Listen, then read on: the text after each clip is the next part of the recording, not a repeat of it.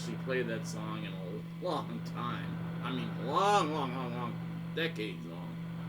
I used to know the whole thing just because I saw him play it every weekend. Every weekend. If I knew that, you know, those, 81, 82, 83, and then boom! But then we'd hook back up. Oh, that's right, I was going to tell you this story about Motley Crue. What time is it? It's too late, I can't do it. Shit, I'm sorry. I'll tell you the story. There's a time where my band Trick or Treat, WASP, and Motley Crue. Motley Crue was in the big room. The big room is like as big as the Troubadour or wherever your biggest club is, wherever you live. Big.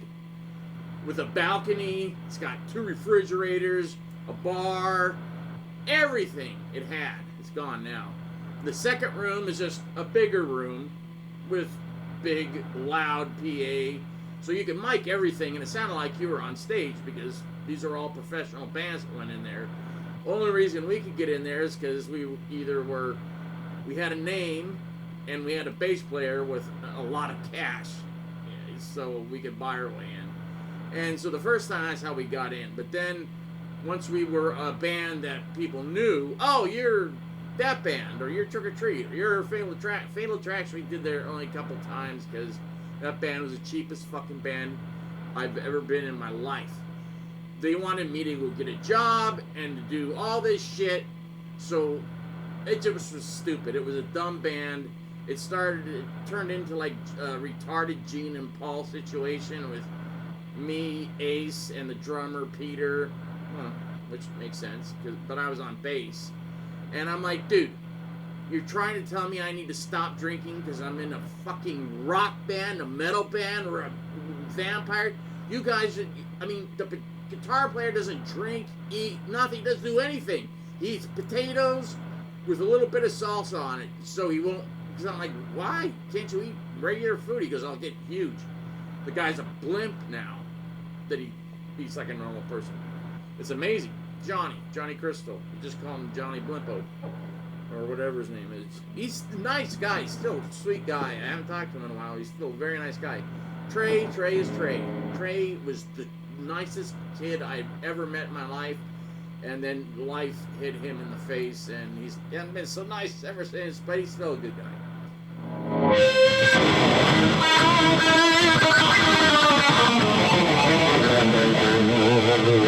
So I gotta tell you the story with Trick or Treat, Wasp, and Motley Crue. I'll do that tomorrow. I think I gotta go, because I don't want to have the guitar blaring when Pops gets home, just to see that the toilet and everything is fucking overflowing. There's no poop or nothing. All I did was flush the toilet, because I blew my nose.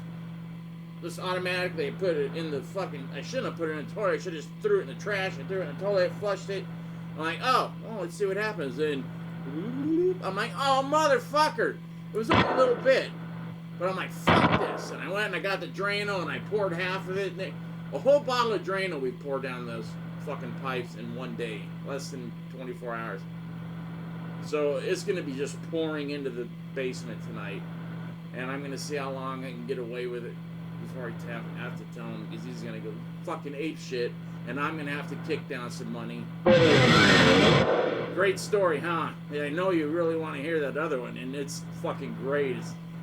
You want drugs, you want strippers, girls, drugs, flying saucers. It was crazy. Because the ones were like, hey, dude, hey, man, because I knew all of them. I knew everybody in both bands. And Tony, the bass player, he knew Motley Crue, but he didn't know Wasp very well. By the end of that 2 weeks, we all were the best friends because we were doing blow and drinking and girls. Oh my gosh, it was just insane. The guy that worked there, that owned the place, he goes, what am I running here? A friggin' strip club or a rehearsal studio? So finally he called the guy that, who's Iron Maiden's manager, who managed Wasp. Can't think of his name right now. He flew from England to here to stop Wasp from doing their partying, because it had gotten way beyond just a little party, and it was like dudes were just, you know, bending, you know, instead of a guitar being played, there was a girl on top of the guitar cabinet. And it was insane. And Tommy and Nikki were shooting up, and they didn't care about girls, but they ride their friggin' Harley. Tommy rode his Harley into the friggin' rehearsal studio, through the lobby into their room, because it's big, and crashed it into his drum set. So then they had to call his roadies down so they could fix the drum set, and while they were doing that, he started... It was crazy. But we got to hear him, everybody rehearsed kind of for like 3 days, and then it just went down the toilet, and we just were just partying like crazy. It was crazy. But it was fun, because I go, hey man, I know these guys, this ought to be good. Because I wanted them to hear my band, and they did. Once.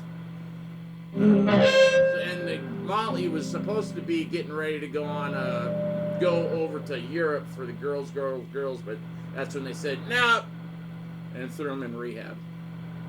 That was actually the last straw. That friggin' big party.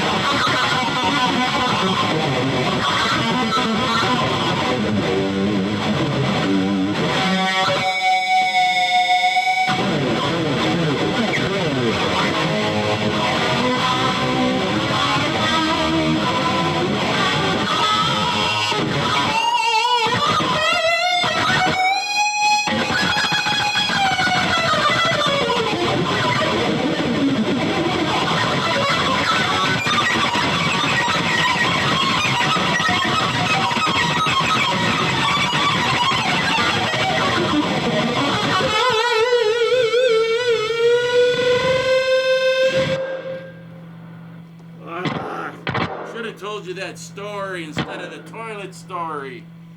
Okay, I'll remember tomorrow. Shit, somebody remind me somehow. Damn.